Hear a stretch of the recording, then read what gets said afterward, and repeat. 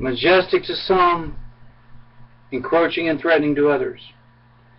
Good evening, and welcome to the Gray Wolf Symposium and the delisting relative to the Endangered Species Act.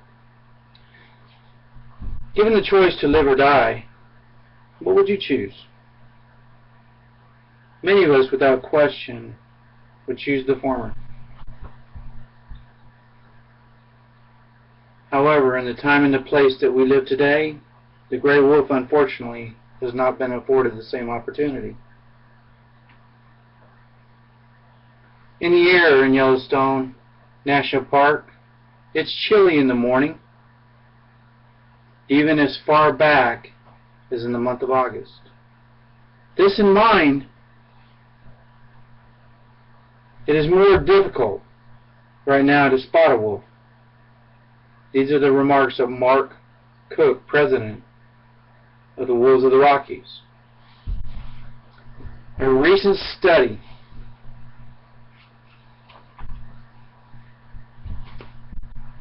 revealed a count in Yellowstone National Park of 95 wolves traveling in 11 packs. This time last year, the number was nearly double.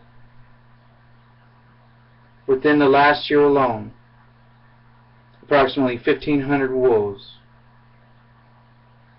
have been killed by wildlife services, hunters, and trappers in Montana, Wyoming, and Idaho.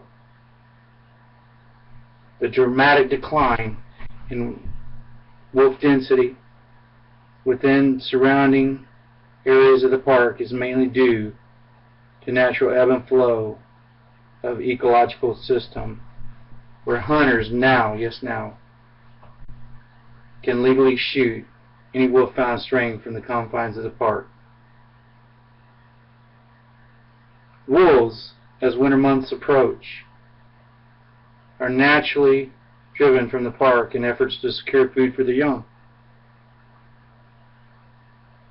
Prior to the onslaught of deep snowfalls that are customarily found in Yellowstone National Park.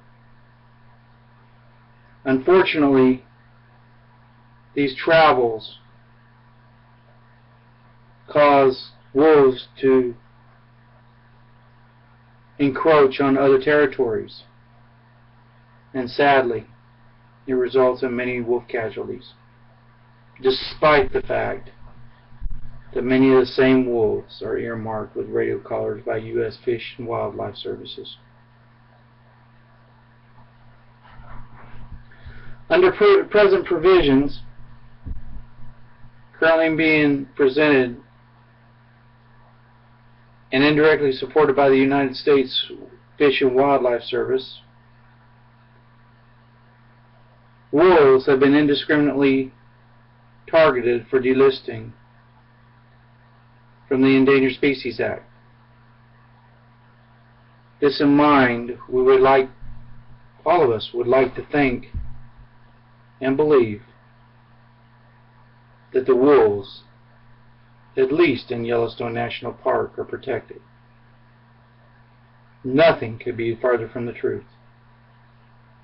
Big game hunters, cattlemen, and politicians alike are lined up to acquire licenses to legally kill a wolf on sight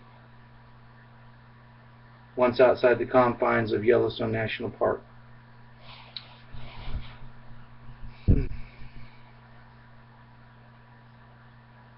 What would any member within the audience just care to take a guess as what such a license would cost? Maybe 100, 200, 300 or more? Not even close. A mere $13.59 for in-state residents and $35 for out-of-state residents.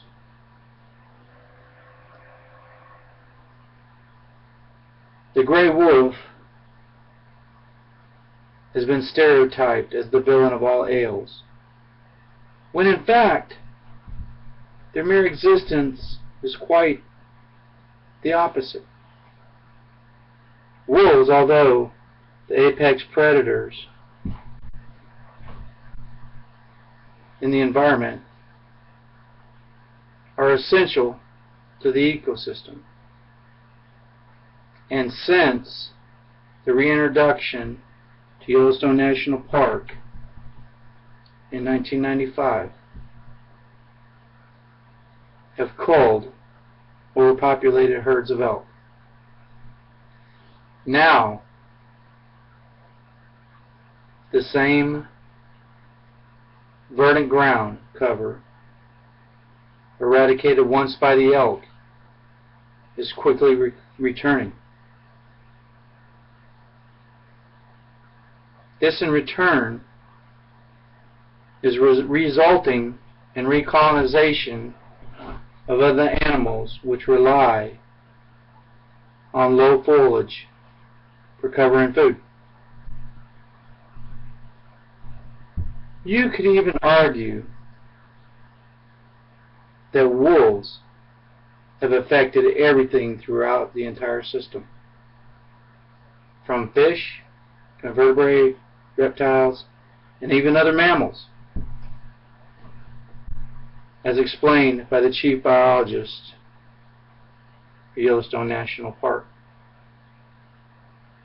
There are numerous positions relative to the long-term survivability of the gray wolf. However, with mankind, as shown throughout the history, has always been driven by indifferences. It is for this very reason man should remember phrases such as Proverbs 12:10. A righteous man cares for the needs of his animal, but the kindest acts of the wicked are cruel. As assigned by the Lord Jesus Christ, man has been appointed caretaker of the earth, and as such ensures the well-being of the gray wolf and all other animals' long-term existence. Is anyone within the audience familiar with the reasoning of or contributing factors driving the delisting of the gray wolf? Anyone care to venture a guess? Huh? Well then, there are three primary contributors. 1, cattlemen and their interests. 2, big game hunters and their interests. Number 3, certainly not the least though, politicians and their interests. Ranching interests. In 1995, 66 wolves were reintroduced into Idaho Yellowstone National Park, whereby recent studies now reveal 1,651 wolves in 111 breeding pairs in the same territorial area. The U.S. Fish and Wildlife Service now has employed a state-mandated plan to exterminate 300 wolves in 30 breeding pairs. Fish and Wildlife Services last year alone reported predation from wolves in Montana only accounted for 84 cattle and 64 sheep deaths. Montana cattle population in the same time frame stood at 2.5 million heads. Wolves killed by wildlife officials or private citizens numbered 260. Big game hunters smoke a pack a day. No, we're not speaking of cigarette users. This is a direct quote from a private sponsored hunting club in the state of Idaho, whereby wolf hunts are sponsored throughout the year in support of mule deer and elk repopulation.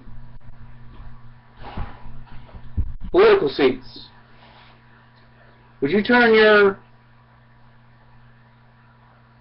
the welfare of a wolf over to a cattle rancher, such is the case as Interior Secretary Ken Salazar, a 5-year generation cattle rancher, approved on 14 January 2009 a Bush administration rule to remove endangered species protection from the Northern Rocky Mountain distinct population segment, primarily Rocky Mountains. These circumstances occurred less than 14 years after the reintroduction of the gray wolf to Idaho and Wyoming. These actions were taken despite the fact that an overwhelming amount of scientific data was presented, thereby suggesting the delisting was premature and irresponsible on behalf of all the political forums.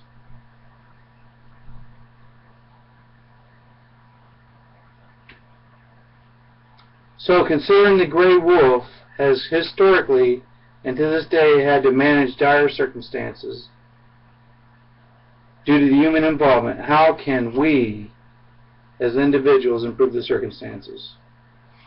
Following are but a few suggestions whereby each of us can harmonically coexist. Till we meet again.